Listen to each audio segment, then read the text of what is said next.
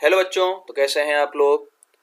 Class 10th का एक और चैप्टर आपके एग्ज़ाम से पहले, और वो है आवर इन्वायरमेंट।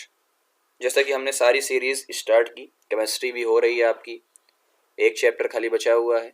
प्ले लिस्ट आपको सारी मिल जाएगी, पढ़ने को आप कहीं से भी पढ़ सकते हो, डजेंट मैटर। बहुत सारे लोग पढ़ाने वाले हैं, हम भी एक अपनी ट्राई कर रहे हैं। और यहाँ पर NCERT, एग्जाम्पलर, PYQ सारे क्वेश्चन आपके यहाँ पर डिस्कस होते हैं आसान भाषा में। तो जिनको भरोसा है, जो पढ़ रहे हैं, जिनको पता है, वो लगे रहें, एक सिंगल क्वेश्चन भी आपका मिस नहीं होगा। बाकी दुनिया बहुत बड़ी है, आप कहीं से भी पढ़ सकते हैं, सब अच्छा पढ़ाने वाले हैं, हर कोई अपनी तरफ से ट्राई कर रहा है। तो चलिए हम लोग शुरू करते हैं। सबसे पहले चलते बात करते हैं our environment. What is the environment. तो इन्वायरमेंट का मतलब क्या होता है, ये भी एक बार आपसे पूछा गया है ना। तो सबसे पहले ध्यान से देखेंगे आप लोग इन्वायरमेंट वर्ड। इन्वायरमेंट मतलब surrounding, everything which surround and influence the organism. कोई भी ऐसी चीज, एवरीथिंग विच सराउंड, जो हमारे आसपास है, हमें एंड इन्फ्लुएंस, अब वो डायरेक्टली भी हो सकता है, इनडायरेक्टली भी हो सकता है, जो हमें अफेक्ट करता है। या the environment is the sum total of all living and non living factor that surround and organism. It has two component. अब आपको समझ में आ गया होगा कि इन्वायरमेंट होता क्या है, कि हमारे आसपास की जितनी भी चीजें हैं जो हमें इन्फ्लुएंस डायरेक्टली या इनडायरेक्टली करती हैं, वही हमारा क्या है, इन्वायरमेंट है। जिसके अंदर आपके बायोटिक यानी लिविंग कंपोनेंट्स और एबायोटिक यानी नॉन लिविंग कंपोनेंट्स मिल जाते हैं, जिसके हम आगे डिस्कस करेंगे। अगला फेवरेट टॉपिक आपका है इकोसिस्टम।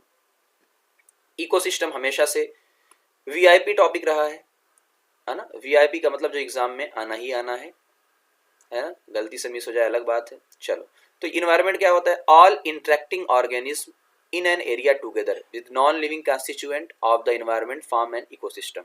यानी सिंपल सी मतलब क्या है, सबसे आसान भाषा में क्या है, इकोसिस्टम का मतलब क्या होता है कि जो लिविंग और नॉन लिविंग आपस में इंटरेक्ट करते हैं, वो क्या है, इकोसिस्टम है ना। तो वही all interacting organism in an area, एक एरिया के अंदर। जैसे एग्जांपल के तौर पे हम एक कमरे के अंदर बैठे हुए हैं, कमरे के अंदर अगर बैठे हुए हैं तो यहाँ पे क्या है, जो बैक्टीरिया हैं, हम है, ये लिविंग है।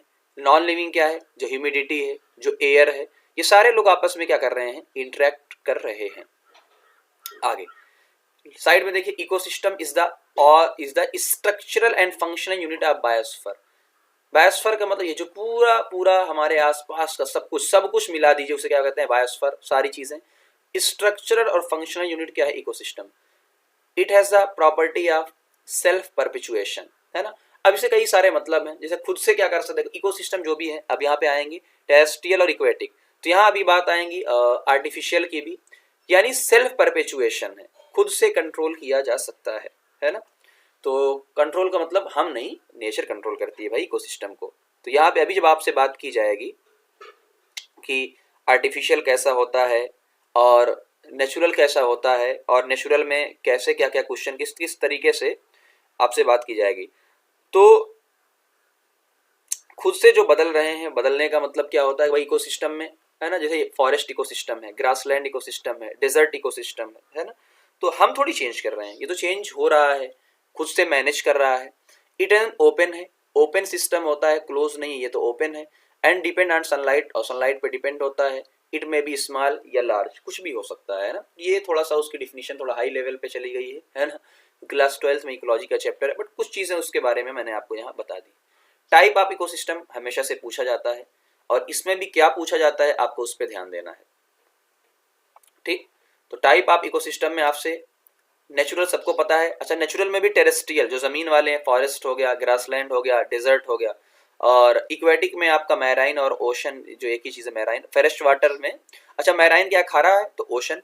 और फ्रेश वाटर में आपको लेक है। तो किसी भी तरीके से पूछा जा सकता है, फ्रेश वाटर का भी ध्यान थोड़ा देना है ना। आगे आर्टिफिशियल सबसे ज्यादा पूछा जाता है कि आर्टिफिशियल का नाम बताओ सबसे ज्यादा, जो आपने खुद बनाया। तो एक इक्वेरियम हो गया, एक क्रॉप फील्ड हो गई, है ना। चलो, तो इसमें क्या देखो, aquarium also known as artificial क्यों कहा गया, कि देखो ये हमने बनाए हैं, जिसमें लिविंग भी होते हैं, मछलियां वगैरह हैं, नॉन लिविंग होते हैं जो एक दूसरे से आपस में इंटरेक्ट करते हैं। तो ये रीजन आप दे सकते हैं। अब आते हैं, बात करते हैं कंपोनेंट ऑफ इकोसिस्टम पे। इकोसिस्टम के कौन कौन से कंपोनेंट हैं। तो पहला बायोटिक कंपोनेंट, जिसमें लिविंग होंगे, जितने भी लिविंग हैं, प्लांट्स हैं, एनिमल्स हैं, ह्यूमन हैं, माइक्रोब हैं, ये सब आपको सामने दिख रहे होंगे, ठीक है ना। और नॉन लिविंग में आपको दिख रहा होगा सनलाइट है, वाटर है, एयर है, रॉक है, सॉइल है, मिनरल है, टेम्परेचर है, ये आपको ये पूछा जाता है। कंपोनेंट ऑफ इकोसिस्टम जरूर पूछा जाता है, तो इस पे आपको ध्यान देना है। फिर हम बाद में बात करते हैं इसमें कि यार इस किस किस टाइप के यहाँ पे हो सकते हैं, फिर प्रोड्यूसर, कंज्यूमर, डिकम्पोजर, और कंज्यूमर में भी आपके हर्बीवोर, कार्निवोर, ये आगे डिस्कस करेंगे हम लोग। आगे आगे क्या है, ये एनसीईआरटी का पैराग्राफ है ना, ये एनसीईआरटी का पैराग्राफ है जो मैंने यहाँ पे आपको लिया है। तो ये एनसीईआरटी आपकी है, तो आप पढ़ सकते हैं पूरा अच्छे तरीके से, पूरा का पूरा पढ़ सकते हैं। और इसमें जो है ये वाला क्वेश्चन सबसे इंपॉर्टेंट क्वेश्चन आपसे ये कह रहा है कि देखिए, अगर एक बार हम रीड कर लेते हैं ताकि कोई भी चीज छूटने ना पाए, बायोलॉजी है भाई। Imagine the situation where you do not clean the aquarium, कि आप इक्वेरियम को क्लीन नहीं करते हैं, and some fish and plant have died, कुछ प्लांट और फिश क्या हो जाती हैं, मर जाती हैं, आप clean. Have you ever thought what happen when the organism dies, जब ऑर्गेनिज्म मर जाते हैं तो क्या होता है। The micro organism comprising bacteria and fungi break down the dead organic, तो यहाँ पे किसकी किसकी बात की गई है, एक बैक्टीरिया है और एक फंजाई, जो क्या करते हैं, ब्रेक डाउन करते हैं डेड चीजों को, मरी हुई, and waste product of the organism, these micro organism are the decomposer, तो इन्हें क्या बोलते हैं, decomposer, and they break down the complex organic substance into simple inorganic, तो कॉम्प्लेक्स ऑर्गेनिक होता है और सिंपल इनऑर्गेनिक में वो कन्वर्ट कर देते हैं, that go into the soil, और सॉइल में जाते हैं एमेज मोर्स बाय द प्लांट, और प्लांट उनको यूज कर लेते हैं। तो अभी तक आपको क्या पता चला कि अगर कोई भी चीज मर जाएगी तो जो डिकम्पोजर होते हैं, और डिकम्पोजर कौन कौन से होंगे, वो आपके बैक्टीरिया और फंजाई होंगे, जो कॉम्प्लेक्स ऑर्गेनिक को इनऑर्गेनिक सिंपल में बदल देंगे, तो यह ठीक है ना, प्लांट उसको ले लेगा। बात समझ में आई। तो वही इसी तरीके से देखो, we do not clean pond as we do in the aquarium, जबकि यार जो एग्जाम्पल के तौर पे आपसे ये कहा जा रहा है कि ये बहुत इंपॉर्टेंट है, we do not clean pond, हम पॉन्ड को तो क्लीन नहीं करते हैं, बट इक्वेरियम को तो यार जो आपके घर पे उसको अक्सर क्लीन करना पड़ता है, because the waste generated in a pond, pond is acted upon by the decomposer, कि उनके अंदर डिकम्पोजर होते हैं पॉन्ड के अंदर, और जो भी वेस्ट होता है डिकम्पोजर उसको वेस्ट को इनऑर्गेनिक में कन्वर्ट कर देते हैं, ठीक, सॉल्यूबल होता है, घुल जाता है, चला जाता है। वेयर इक्वेरियम में waste get mix with water and untreated, क्योंकि वहां पे डिकम्पोजर है नहीं, तो आपको ये पूरी कहानी याद रखनी है, और इस पूरी कहानी को और अच्छे से कैसे हम याद कर सकते हैं उसको भी देखिए। तो ये क्वेश्चन यही वाला है, तो ये वाला क्वेश्चन आपको यहाँ मिल जाएगा। नेचुरल इकोसिस्टम ये सारी यहाँ पे हो चुका है, ह्यूमन मेड इकोसिस्टम, और देखो ये भी क्वेश्चन कितनी बार ये क्वेश्चन आया हुआ है कि पॉन्ड को हम क्लीन क्यों नहीं है, डिकम्पोजर उसके अंदर होता नहीं है। तो अब हुआ क्या है बेटा, डेड रिमेन, जो भी चीजें हैं, ये बहुत इंपॉर्टेंट आपका है, तो आप क्या कहोगे कि जो भी डेड है ना, तो डेड, जो भी डेड चीजें हो गई हैं, कॉम्प्लेक्स ऑर्गेनिक है, ये कॉम्प्लेक्स ऑर्गेनिक मैटर होते हैं, ये कॉम्प्लेक्स हैं, और कॉम्प्लेक्स के साथ साथ कॉम्प्लेक्स ऑर्गेनिक है, ठीक है, कॉम्प्लेक्स ऑर्गेनिक है। इनको कन्वर्ट किसके अंदर किया गया है, हम लेते हैं जल्दी से शेप,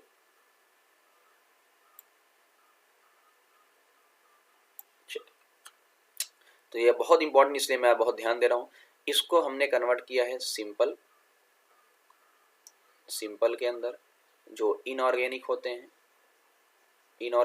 हैं, और जब ये चले जाते हैं सिंपल एयर सॉइल के अंदर, सॉइल हो गया है ना।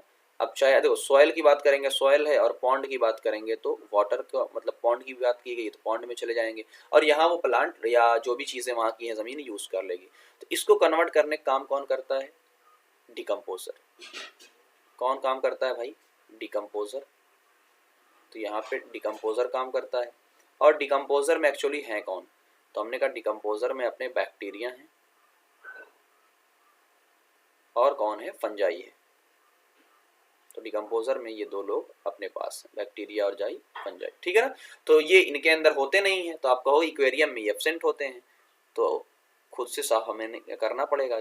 तो इक्वेरियम में क्या होता है, इक्वेरियम तो हमने बनाया है, तो ये एब्सेंट होते हैं, और अगर एब्सेंट होंगे तो साफ कर नहीं पाएंगे, तो हमें खुद से साफ करना पड़ेगा। ये क्वेश्चन बहुत इंपॉर्टेंट है, इसीलिए मैं आपसे बात कर रहा हूँ। चलिए, कंसीडर द फॉलोइंग इकोसिस्टम, आपके पास फॉलोइंग इकोसिस्टम है, यहाँ पे आपको बताना है कि कौन कौन सा। यहाँ पे देखो नेचुरल इकोसिस्टम है, तो कहोगे यार आप ये भी आपका नेचुरल इकोसिस्टम है, और फॉरेस्ट भी आपका नेचुरल इकोसिस्टम है। इक्वेरियम है नहीं, तो ऑप्शन आपको यहाँ पे 1 and 2 ओनली, ठीक है ना, 1 and 2 ओनली, ये आपका ऑप्शन जाएगा। चलो, व्हाट इन इकोसिस्टम हो चुका है, lake consider to be natural ecosystem, सही बात है, लैक एक नेचुरल इकोसिस्टम है यहाँ कि लैक के अंदर लिविंग ऑर्गेनिज्म है, reproduce interact organism and biotic carry out activity by themself, है ना, नेचर बाय द देमसेल्फ, कि हम यहाँ पे नहीं, विदाउट एनी ह्यूमन इंटरफेरेंस, ये लाइन खाली इंपॉर्टेंट है कि हमारे ह्यूमन इकोसिस्टम, यही मैंने कि सेल्फ वाला काम यहाँ पे हो रहा है, हम नहीं कुछ कर रहे हैं। चलो ये हो चुका है, वी ऑफन यूज, तो देखो सारी चीजें हो चुकी हैं इसके अंदर। अगला, what are human made ecosystem, है ना। अब ये क्वेश्चन बहुत अच्छा है, सेल्फ सस्टेनिंग, ये एक क्वेश्चन वो वाला डिकम्पोजर वाला और एक क्वेश्चन बार बार ये होता है। Yes, human made ecosystem can become self sustaining if has balance between biotic and एरिकाइकल। तो इनका कहना ये है कि जो ह्यूमन का है सेल्फ सस्टेनिंग है कि नहीं, क्या खुद से ह्यूमन वाला साफ कर सकता है, क्या खुद से मेंटेन रह सकता है कि नहीं रह सकता है। तो हमने कहा अगर यार वो रिसाइकल कर दे, जैसे एग्जांपल के तौर पे balance between biotic and abiotic factor, recycling अगर हो जाए, कोई ऐसा तरीका हम अख्तियार करें कि रिसाइकलिंग हो जाए, जैसे ये इस क्वेश्चन का पूरा एक बार आप पढ़ सकते हैं, ये मैं जूम कर देता हूँ, बाकी मैं रीजन देखो मैं आपके सामने जूम कर देता हूँ, ये जूम हो गया आपका, ठीक। तो बट हम यहाँ चल रहे हैं आपके सामने, यहाँ देखो हम कैसे बना सकते हैं, हम किस तरीके से इसको बना सकते हैं, उसमें देखो example, take a transparent glass box for aquarium आपने लिया बनाया है, उसके बाद आपने वहाँ पे क्या है पेबल और सॉइल डाल दिया है, ठीक है, एड सम प्लांट, अब आपने क्या किया है वहाँ पर बेटा प्लांट डाल दिया, हाइड्रिला है, and some food for the fishes ये है, introduce some small fishes to make the artificial aquatic ecosystem complete. इस तरीके से हम सेल्फ सस्टेनिंग इकोसिस्टम बना सकते हैं पूरा का पूरा, ठीक है ना। तो ये आपको ध्यान देना है किस तरीके से हम इसको बना सकते हैं सेल्फ सस्टेनिंग इकोसिस्टम को। आगे, अब ये पहला पार्ट था, पहले पार्ट में इतना ज़्यादा कोई है नहीं सिस्टम पहले पार्ट में। अब सेकेंड पार्ट आते हैं इसकी तरफ कि जो हमारे हमने कहा था कि जो बायोटिक कंपोनेंट्स होते हैं, बायोटिक कंपोनेंट्स के अंदर आपके प्रोड्यूसर, कंज्यूमर और डिकम्पोजर, ये तीन लोग हैं। अब कंज्यूमर के अंदर भी हर्बीओर, कार्निओर और ओमनीओर हैं, ये तीन लोग हैं। अब वन बाय वन हम चर्चा करते हैं सबके ऊपर। प्रोड्यूसर कौन होता है ना, वन बाय वन चर्चा करिए। सबसे पहले हमने बात किया प्रोड्यूसर कौन होता है, organism which can prepare their own food. अब सही बात है, जो प्रोड्यूस कर रहा है देयर ओन फूड, खुद का फूड प्रोड्यूस कर रहा है, खुद का फूड प्रोड्यूस कर रहा है फ्रॉम सिंपल इनऑर्गेनिक सब्सटेंस। ये कौन कौन लोग होंगे, ग्रीन प्लांट होंगे और ब्लू ग्रीन अलगी होंगे, ये आपको पता है, बताने की जरूरत नहीं है। अब यही देखो क्वेश्चन आ गया, why are green plant called producer. दूसरा, why do producer always occupy the first trophic level in every food chain. अभी हम जब फूड चेन की बात करेंगे तब ये क्वेश्चन आएगा कि फूड चेन के अंदर प्रोड्यूसर को ही पहली पीढ़ी पे क्यों रखा गया है। उसका रीजन यही है, हम बता दे रहे हैं अभी से आपको, कि जब आपको एनर्जी चाहिए तो जो एनर्जी बनाने वाला है वही सबका बाप होगा। तो एनर्जी बनाने वाला है कौन, प्रोड्यूसर। फिर आपको है सन सबका होगा, तो सन की यहाँ पे बात होती ही नहीं है, सन तो सबके लिए है ना। तो प्लांट जो है वो खाना प्रिपेयर करते हैं, सन तो एनर्जी देता है, प्लांट खाना प्रिपेयर करते हैं, इसलिए सबसे फर्स्ट ट्रॉपिक लेवल पे वही होते हैं। फिर हम बात करते हैं कंज्यूमर की। कंज्यूमर, ये सारी चीजें बचपन में आप लोगों ने पढ़ी। कंज्यूमर का मतलब these organism which consume food, जो फूड को लेते हैं। अब ये क्या है, तीन टाइप के, herbivore, carnivore, omnivore. Those animal which eat only plant, जो प्लांट है सिर्फ प्लांट को खाते हैं, हर्बीओर। जो ईट अदर एनिमल, यानी जो मांस खाते हैं, मीट खाते हैं, अदर एनिमल्स को खाते हैं, वो कार्निओर। और जो दोनों खाते हैं वो आपके ओमनीओर हो जाते हैं। डिकम्पोजर सबसे इंपॉर्टेंट है, हमने पहले ही डिकम्पोजर सबसे इंपॉर्टेंट है। अब आते हैं डिकम्पोजर की तरफ, क्योंकि ये थोड़ा सा आपका, चलिए हम डिकम्पोजर की तरफ चलते हैं। डिकम्पोजर में क्या है, माइक्रो ऑर्गेनिज्म, हम बात अभी कर चुके हैं, that break down the complex organic, और कॉम्प्लेक्स ऑर्गेनिक को, कंपाउंड को किसमें, सिंपल सब्सटेंस में कन्वर्ट करता है। ये बैक्टीरिया हो सकते हैं, फंजाई हो सकते हैं। इंपॉर्टेंस क्या है, they decompose the dead bodies of animal and plant and act as cleaning agent, cleansing agent या क्लीनिंग एजेंट, या ठीक है, जेंट्स लिखा है, एजेंट रहेगा वो, ठीक। They help in recycling the material. अब इससे क्या हुआ, हमने आपसे बात की, मिनरल क्या होते हैं, जमीन के अंदर चले जाते हैं, फिर प्लांट लेते हैं, play vital role in biogeochemical या न्यूट्रिएंट साइकिल में। अगर ये क्वेश्चन आपसे पूछ लिया जाए, यहीं पे मेरी बात समझना, न्यूट्रिएंट साइकिल में डिकम्पोजर का क्या रोल है, तो हम कहेंगे जो चीज़ मर गई है उसको सिंपल चीज़ में कन्वर्ट कर दिया, तो जो मिनरल मिले हैं उस सॉइल के अंदर चले जाएंगे, प्लांट उनको ले लेंगे, फिर से प्लांट जो है उनको लेकर हमें दे देंगे, इस तरीके से बात चलता है। दे मेंटेन द फर्टिलिटी, फर्टिलिटी है भाई, है ना, तो यहाँ पे सॉइल की फर्टिलिटी को मेंटेन किए रहते हैं। तो ये भी बात आप लोगों ने क्लास 6-7 में पढ़ी है, हाँ, कि ये फर्टिलिटी को मेंटेन करते हैं। तो एफ यार फर्टिलिटी को मेंटेन करते हैं, ठीक। आगे, if there were no decomposer, अगर कोई डिकम्पोजर नहीं है, the earth would have been a heap of dead organism. सही बात है ना, कि लोग हमेशा मरते रहते हैं, चीज़ें सड़ती गलती रहती हैं, तो अगर डिकम्पोजर नहीं होंगे तो क्या होगा, ढेर हो जाएगा, दुनिया भर जाएगी। अगला, consequence of elimination of decomposer, ये बड़ा इंपॉर्टेंट, पूरा ही इंपॉर्टेंट है। There would be no recycling, सही बात है, रिसाइकलिंग नहीं होगी, रॉ मटेरियल नहीं होगा, नॉट फूड भी अवेलेबल नहीं होगा, हेंस फूड चेन अफेक्टेड होगी। तो ये क्वेश्चन किसी भी तरीके से पूछा जा सकता है। The dead body of plant and animal will go on accumulate, बढ़ती जाएगी, absence of their by polluting the environment. बात समझ में, तो डिकम्पोजर बहुत इंपॉर्टेंट है, इसको कहने की जरूरत नहीं। अब आते हैं फूड चेन। फूड चेन भी, हालांकि ये एरिया हमेशा से इंपॉर्टेंट रहा है ना, एवरी ईयर, तो ये फिक्स है, ये एरिया तो यार किसी ना किसी तरीके से ये आपका फिक्स, ये आपका फिक्स है। क्या है मतलब, the flow of nutrient of and energy from, तो एनर्जी मोस्टली क्या, एनर्जी न्यूट्रिएंट देखिए, एनर्जी का फ्लो एक ऑर्गेनिज्म से दूसरे organism at different trophic levels, है ना। Food chain represent a single unidirectional transfer of energy. पहली चीज, जो फूड चेन अभी हम बात करेंगे, यूनिडायरेक्शनल एनर्जी होती है। Food chain start with the producer, तीनों पॉइंट इंपॉर्टेंट है। जैसे एग्जांपल के तौर पे देखो, फूड चेन पहले समझ लो क्या है। सब में देखो, पहले सब में मैं दिखा दे रहा हूँ, कॉर्न एक प्लांट है, कैरेट एक प्लांट है, ग्रास एक प्लांट है, प्रोड्यूसर, तो हमेशा ग्रीन प्लांट क्या होंगे, या वो प्रोड्यूसर आपके होंगे, या आप ग्रास कह लीजिए, फंजाई। तो जो प्रोड्यूसर होते हैं प्लांट्स आपको मिल जाएंगे, पहली चीज तो ये फर्स्ट टॉपिक। इसको किसने खाया, रैट ने, और रैट को किसने खाया, आउल ने। इसी तरीके से कैरेट को रैबिट ने, रैबिट को फॉक्स ने, फॉक्स को लायन ने। ऐसे नीचे वाले में ग्रास को ग्रास हॉपर ने, उसको फ्रॉग ने, उसको पाइथन यानी सांप ने, उसको ईगल ने। ऐसे ही माउस, स्नेक, ये पूरी फूड साइकिल आप फूड चेन देख सकते हैं, ये फूड चेन है। तो आपको फूड चेन को देख रहे होंगे कि एक दूसरे से एनर्जी मिल रही है, एनर्जी कभी बैक नहीं मिले। ऐसा नहीं हो सकता कि आउल को जो है रैट खा जाए, शेर को जो है फॉक्स खा जाए, ऐसा थोड़ी होगा कि प्लांट जो है वो चूहे को खा लेगा।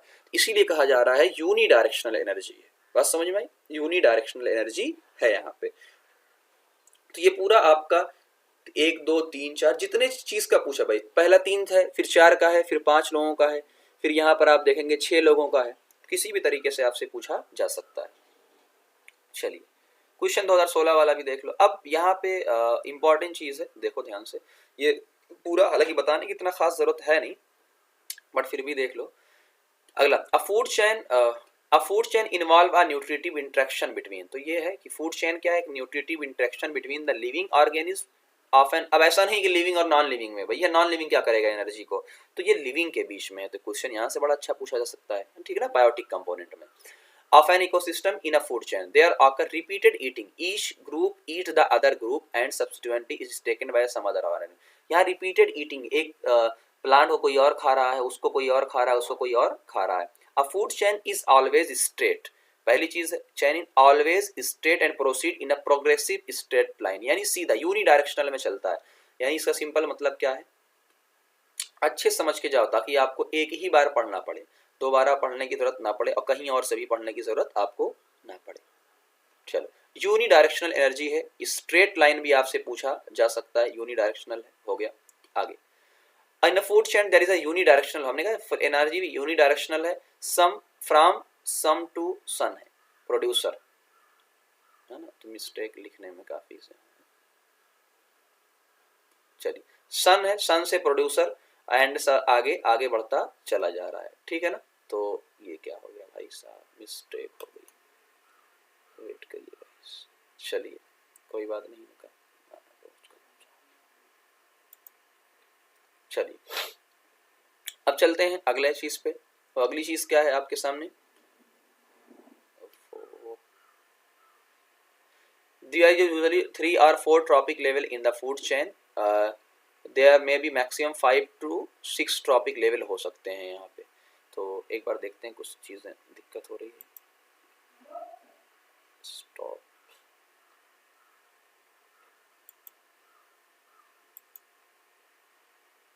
बैलेंस बिगड़ गया है इसका।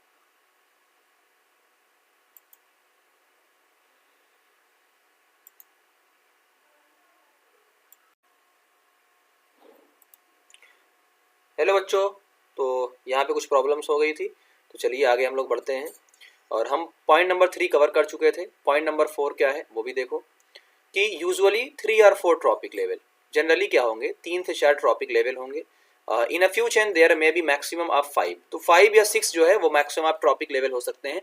बहुत ज़्यादा ट्रॉपिक लेवल नहीं होंगे, उसका रीज़न आपको नीचे बताया जाएगा। और इंपॉर्टेंट क्वेश्चन है, सम ऑर्गेनिज्म आर ओमनीओर, ओमनीओर का मतलब जो दोनों खाते हैं, दे occupy different trophic position in different food chain ना, है ना। इसका मतलब भी क्या है, एग्जांपल के तौर पे जब हम प्लांट खा रहे हैं, मान लीजिए हम प्लांट खा रहे हैं, तो मैं सेकंड ट्रॉपिक लेवल पे हो जाऊंगा। लेकिन मान लो मैं मीट खा रहा हूं तो क्या होगा, मैं थर्ड ट्रॉपिक लेवल पे चला जाऊंगा, है ना। ये कहने का मतलब इनका है। अगला, एट ईच ट्रांसफर जनरली 80 से 90% ऑफ एनर्जी क्या होती है, लॉस्ट होती है as heat in accurate with second law of thermodynamics.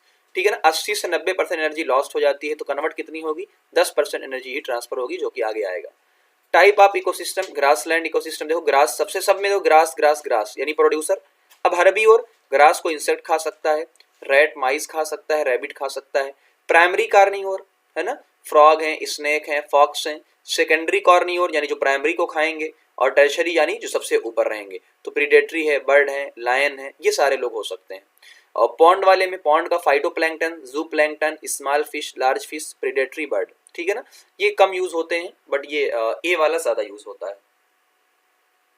चलो, सिग्निफिकेंस ऑफ फूड चेन, ये भी देख लीजिए एक बार, सिग्निफिकेंस क्या क्या इसका है। पहला, the significance of food chain can be seen. पहला, it means of transfer of food from one trophic level to another, तो फूड का ट्रांसफर होता है। It provide information about the living component, कौन कौन से लिविंग कंपोनेंट है। It help us understanding the interaction and interdependence, कौन एक दूसरे पे डिपेंड है, इंटरेक्शन क्या है उसके बारे में इकोसिस्टम को बताता है।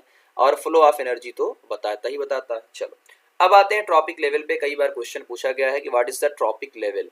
तो सबसे पहला, the various step in a food chain, तो जो अलग अलग स्टेप्स होते हैं फूड चेन के अंदर, उसे ही क्या बोला जाता है, ट्रॉपिक लेवल बोला जाता है। जैसे प्लांट है, प्लांट प्रोड्यूसर, प्लांट क्या प्रोड्यूसर कहा जाता है, फर्स्ट ट्रॉपिक लेवल।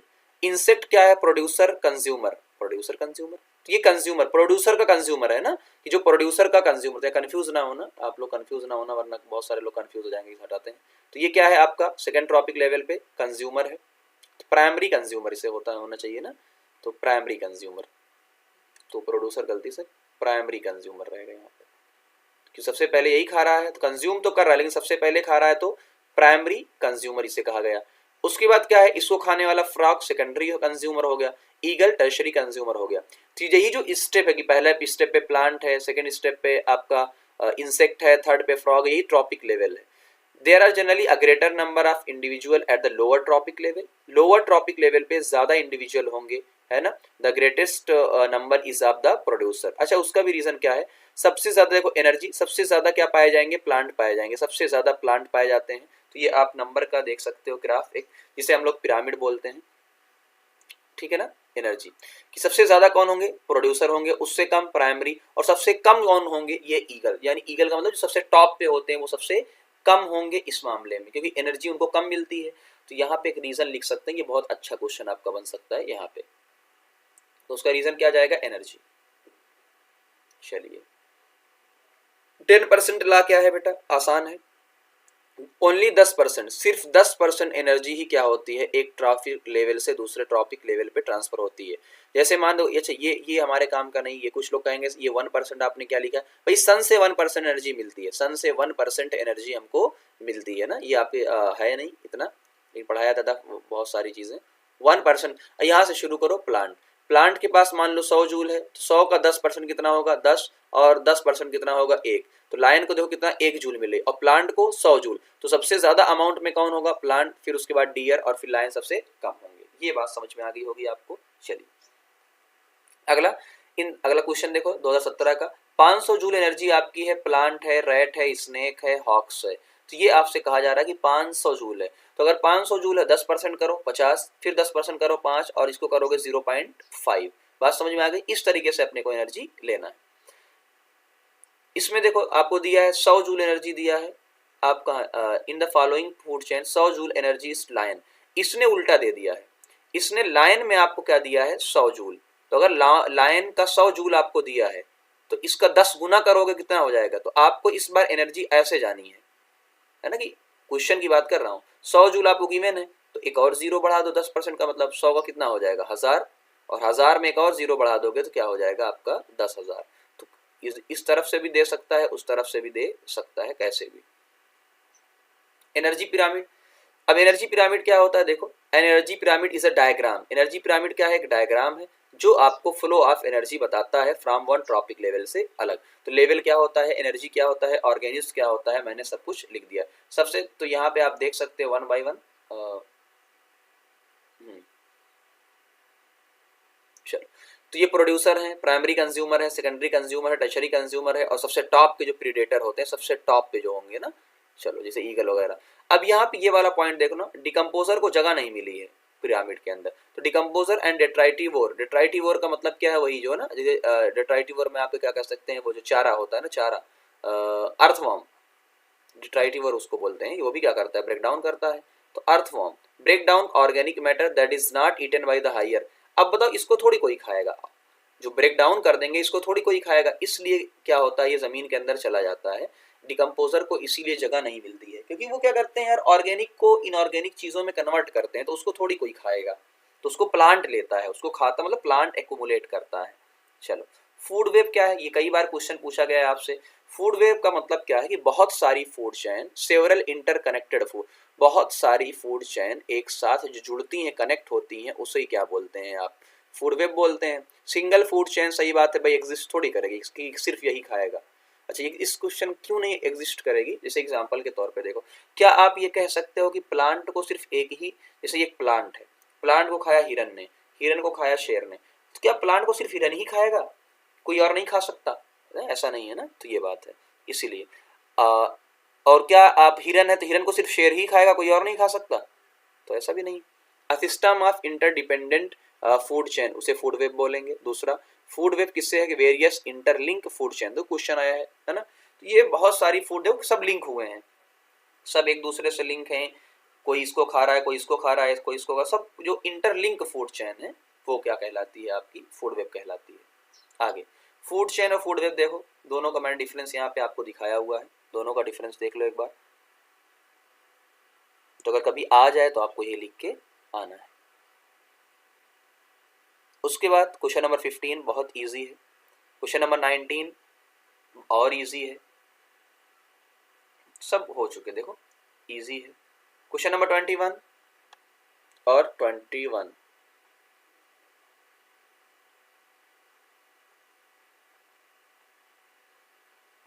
थोड़ा सा प्रॉब्लम हो रही है गाइस, एक मिनट जस्ट वेट।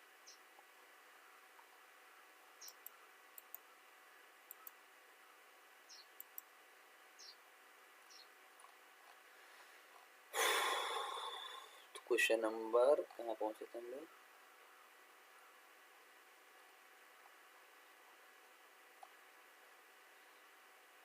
और ऊपर 28, ठीक है।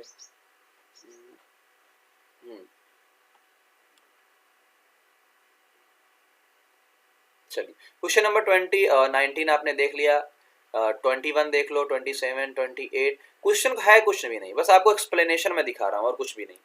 तो आप जूम कर लीजिए, एक्सप्लेनेशन देख लीजिए क्वेश्चन का, क्वेश्चन में कुछ भी नहीं है, ऐसा एक्सप्लेन करने को कुछ भी नहीं है क्वेश्चन में कि मैं आपको एक्सप्लेन करूँ। एक बार आप पढ़ोगे तो आपको सारी चीज़ें समझ में आ जाएंगी, सारे क्वेश्चन ऐसे ही हैं, इजी चैप्टर है, बट मैंने सारे क्वेश्चन इसलिए लिख दिया है ताकि आपको इधर उधर ढूंढने की जरूरत ना पड़े। 29 देख लो, 29, 31, हाँ ये क्वेश्चन देखो, 31 को देखो जहां मैंने स्टार लगाया हुआ है, वहां आप देखो, ये क्वेश्चन बार बार आता है, जहां मैं स्टार लगा दूं समझ जाया करो, है ना, ढेर सारा।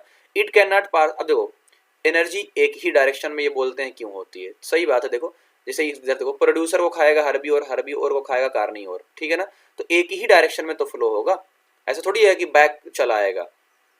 तो हर स्टेप पे एनर्जी लॉस्ट होती है, 80 से 90% एनर्जी चली जाती है, वो एनर्जी बैक थोड़ी होगी। इसीलिए कहा जाता है कि जो फ्लो ऑफ एनर्जी है वो ऑलवेज यूनिडायरेक्शनल है, एक ही डायरेक्शनल में फ्लो होगी, यूनिडायरेक्शन है ना। बात समझ में आ गई, रिवर्स डायरेक्शन में कभी फ्लो नहीं हो जाएगी, बात ये है। चलो अब ये वाला देख लो, टेरेस्ट्रियल इकोसिस्टम कितने टाइप का होता है भाई, टेरेस्ट्रियल होता है, इक्वेटिक होता है। इकोसिस्टम में कंपोनेंट कौन से होते हैं, बायोटिक और एबायोटिक होते हैं। एबायोटिक में कौन कौन सा होता है ना, इस डिफिनीशन क्या है, सब कुछ आपको यहाँ मिल जाएगा। 33 देख लो, 34, 35, जूम करके एक बार आप देख लेना, ठीक है ना। मैं यहाँ पे आपको थोड़ी देर पॉज कर रहा हूँ, रोक रहा हूँ, जूम करके आप देख लेना, तब हम आगे बढ़ते हैं। कोई भी ऐसी चीज़ एक्सप्लेन करने वाली नहीं, जहाँ मुझे लगेगा मैं आपको फुल एक्सप्लेन कर दूंगा। चलो अब आते हैं बायो एक्यूमुलेशन पे, बायो मैग्निफिकेशन और बायो एक्यूमुलेशन। तो दोनों में पहले देखो फिगर में, आप ध्यान से देखो, फिगर में मछलियाँ बनी हुई हैं फिगर में, वहाँ बायो एक्यूमुलेशन क्या था, increase in concentration of a pollutant in an organism. अगर एक ऑर्गेनिज्म के अंदर कोई चीज एक्यूमुलेट होगी उसे बायो एक्यूमुलेशन बोलेंगे। मैग्निफिकेशन क्या है, अगर फूड चेन के अंदर होगा, फूड चेन के अंदर होगा तो क्या होगा, मैग्निफिकेशन, और एक के अंदर होगा तो एक्यूमुलेशन। तो आप यहाँ देख सकते हो क्या एक्यूमुलेट होगा, कंसेंट पॉल्यूटेंट, कोई भी पॉल्यूटेंट होगा जो पॉल्यूशन क्रिएट करने वाला होगा उसे ही हम बोलेंगे। तो increase in the concentration of harmful chemical, अब जैसे डीडीटी वगैरह होता है ना, हार्मफुल जो केमिकल होते हैं फर्टिलाइजर डीडीटी वगैरह, ये इस expand are different over organism higher trophic level. अच्छा एक और चीज होता है, ये क्या होता है ना, एक्यूमुलेट होते जाते हैं, इसका रीजन ये होता है, जैसे एग्जांपल के तौर पे आप यहाँ देखिए, मान लीजिए एक पेस्टिसाइड है, सॉइल के अंदर गया, वहां से प्लांट ने लिया, वहां से हर्बीवोर ने लिया, वहां से मैन ने लिया, या ऐसे वाटर में है, अलगी ने लिया, अलगा को खाने वालों ने लिया, इंसेक्ट, छोटी मछली, बड़ी मछली, और हम लोगों ने यानी ह्यूमन ने उसको खाया। तो ऐसे जो है ना, ये क्या होता है कि ये एक्यूमुलेट होते जाते हैं, एक्सक्रीट नहीं होते हैं। इसका रीजन ये है, अगर आपसे कोई रीजन पूछे इसका कि ऐसा क्यों होता है, एक्यूमुलेट क्यों होते हैं, वाई भाई एक्यूमुलेट क्यों होते हैं, ऐसा क्यों होता है कि ये बढ़ते जाते हैं, तो आप ये कहोगे इसलिए कि ये लोग क्या होता है, एक्सक्रीट नहीं हो पाते हैं। क्या नहीं हो पाते हैं, एक्सक्रीट नहीं हो पाते हैं ना, निकल नहीं पाते, बॉडी के अंदर जमा होते हैं, तो इनका एक्सक्रीशन होता नहीं है। तो अगर एक्सक्रीट नहीं होंगे, तो हमने कहा भाई एक्सक्रीट नहीं होते हैं तो एक्यूमुलेट होते हैं, यानी जमा होते हैं, और अगर जमा होते हैं तो ट्रांसफर होते जाते हैं, है ना, जमा होते हैं। इसीलिए सबसे ज्यादा कहाँ पर जमा होते होते, ह्यूमन यानी ऊपर वाले पे जमा होते हैं। तो यहाँ पे जो ऊपर रहेगा, अब ऊपर जो सबसे ऊपर कोई भी रहेगा, यहाँ पे क्या होता है, मैक्सिमम कंसंट्रेशन होती है, उसका रीजन हमने यही दिया आपको। तो हाइयर ट्रॉपिक लेवल पे मैक्सिमम होती है ना मैन, बिलो केस मैन में सबसे ज्यादा यहाँ पे होगा। आगे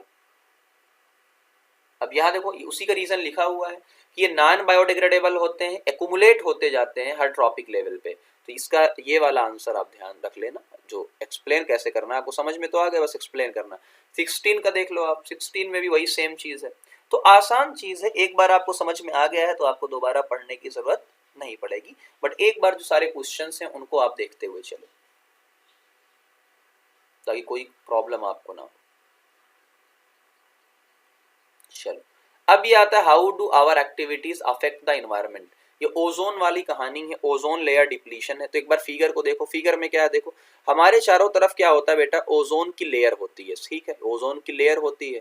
अब ओजोन की ये लेयर है, हमारे चारों तरफ ओजोन की लेयर है, ओजोन होल है, और यहाँ से यूवी रेडिएशन सन से हमारे पास आती है। तो ओजोन मॉलिक्यूल 3 एटम से मिलकर बना होता है, क्या, O3, क्या होता है, O3 होता है, ठीक है। Ozone layer protect the life on the earth harmful ultraviolet radiation, harmful ultraviolet radiation से हमको बचाती है। क्यों, अल्ट्रावायलेट रेज स्किन कैंसर कर सकती है। तो ओजोन फॉर्म कैसे होता है, ozone form high up in the atmosphere, जिसे स्ट्रेटोस्फेयर बोलते हैं, एक्शन ऑफ यूवी रेडिएशन, ठीक है ना, कि O2 है, यूवी रेडिएशन मिली तो ऑक्सीजन ऑक्सीजन अलग हो गए, यही ऑक्सीजन फिर मॉलिक्यूलर ऑक्सीजन यानी O2 से कंबाइन होकर O3 बनाएंगे। बात समझ में आ गई, इस तरीके से फंक्शन क्या होता है, रीजन ऑफ, अच्छा एक और चीज है, फंक्शन अभी आपको बताया प्रोटेक्शन का, रीजन ऑफ ओजोन डिप्लीशन क्या है, क्लोरोफ्लोरोकार्बन, ये क्या होता है, मेजर डिप्लीशन का रीजन होता है, कहाँ से निकलता है, फायर एक्सटिंग्विशर है, कूलेंट, ये जो रेफ्रिजरेटर, इन सब से निकलता है। बात समझ में। एफर्ट क्या किया गया है 1987 में, यूनिप जो आपका है, यूनाइटेड नेशन इन्वायरमेंट प्रोग्राम, ठीक, forget forced on an agreement contract free, CFC के प्रोडक्शन को कम किया जाए, उनका ये कहना है, ठीक है ना। चलो फिर ये क्वेश्चन है कि ऐसा क्यों होता है, चूज, ये सारी चीज़ें आप देख सकते हो। ओजोन के बारे में, ओजोन के बारे में मुझे सबसे बेस्ट क्वेश्चन जो सारी चीज़ें लगी हैं वो एक ही में आपका पूरी कहानी हो जाएगी, one in all in one, ठीक है ना। ऑल इन वन ये है ओजोन का ऑल इन वन, तो मैं इसको ऑल इन वन कहता हूँ। ओजोन का जो ये ऑल इन वन है, बात समझ में आई, ओजोन का ऑल इन वन। एक बार पढ़ लो पूरा ओजोन के हर एक क्वेश्चन आपको समझ में आ जाएगा, हर एक चीज आपको समझ में आ जाएगी। एक बार रीड कर लो खाली रोक कर।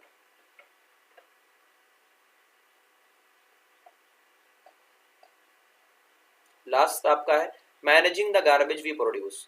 अब वेस्ट कितने टाइप के होते हैं आपको पता है, बायोडिग्रेडेबल, नॉन बायोडिग्रेडेबल। बायोडिग्रेडेबल का मतलब जो बायोलॉजिकल प्रोसेस से वेस्ट जो है ब्रोकन डाउन हो जाए, और जो नहीं होंगे वो नॉन बायोडिग्रेडेबल होंगे।